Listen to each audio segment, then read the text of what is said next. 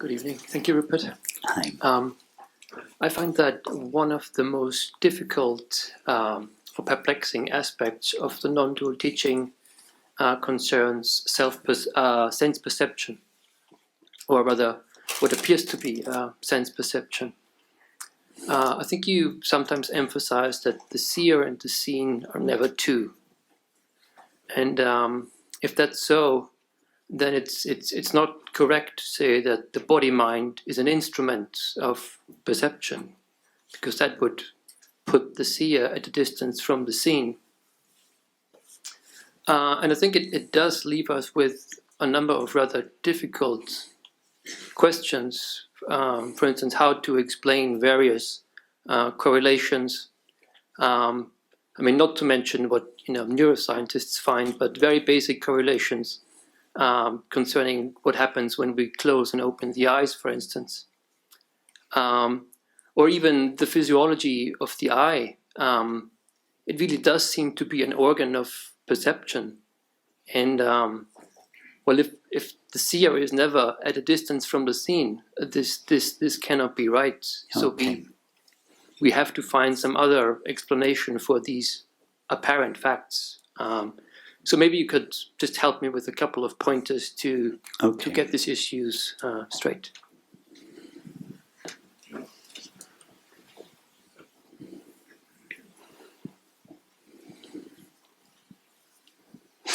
Well, I would like to suggest that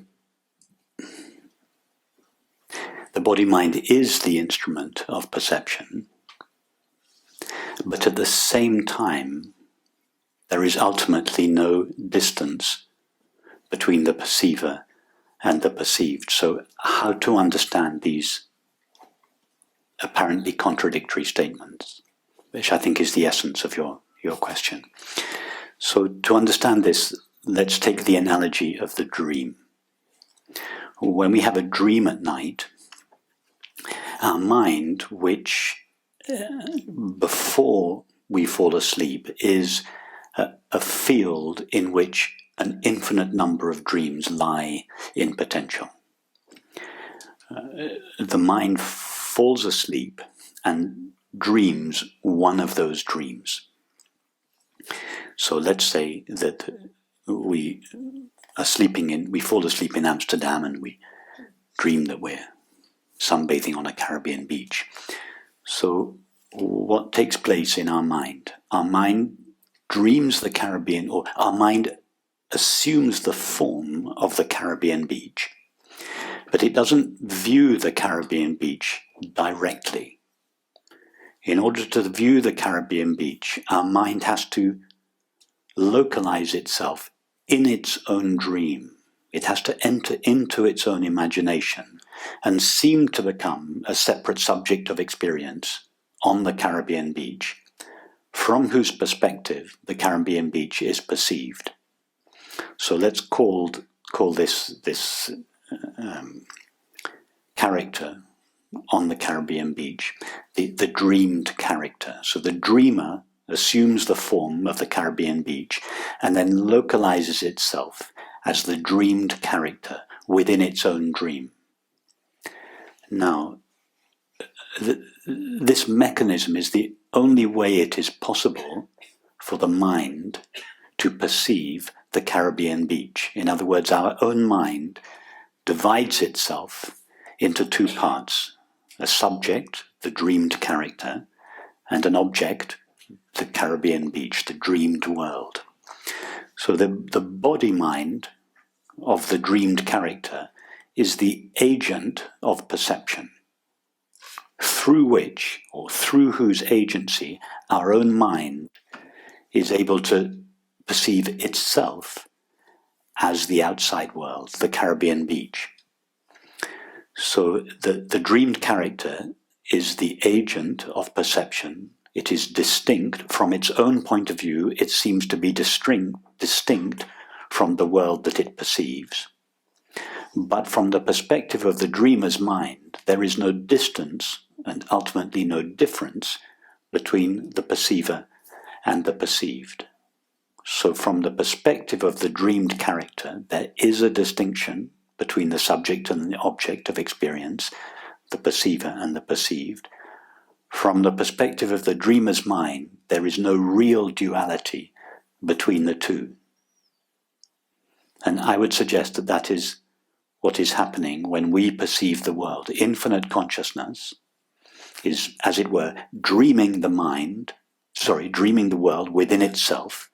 In other words, just as the Caribbean beach is the activity of the dreamer's mind, I would suggest that the universe is the activity of consciousness, but that consciousness cannot view that universe directly, just as our own mind cannot view the Caribbean beach directly.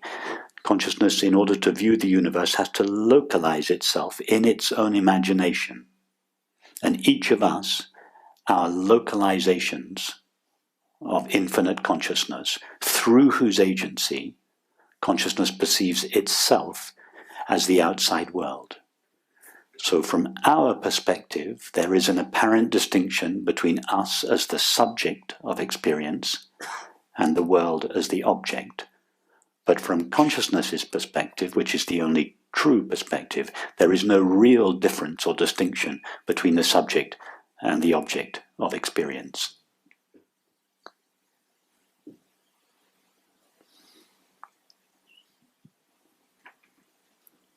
So the body mind is then it's both an appearance, but as such it can also function as an instrument in that sense, apparently. Is that right? Yes. From the perspective of the dreamed character, the outside world, the Caribbean beach, appears to be a multiplicity and diversity of objects and selves, made out of stuff that is separate from itself, outside of itself, distinct from itself. And the name we give to that stuff is matter. In fact, one of the definitions of matter is that which appears outside mind. From the perspective of the dream character, or from the perspective of each of us, the world seems to be made out of stuff that is outside of ourselves, independent of our minds, namely matter. That's what it looks like. That's how the universe looks from this located perspective. But from the perspective of consciousness, the entire universe, both the apparent subject and the apparent object, are all its own activity. And just as our mind never really divides itself into a multiplicity and diversity of objects and selves in a dream, so I would suggest that nothing that takes place in the universe ever really divides the reality of consciousness out of which it is made. In other words, all of this is an appearance or a manifestation of a single, infinite and indivisible reality.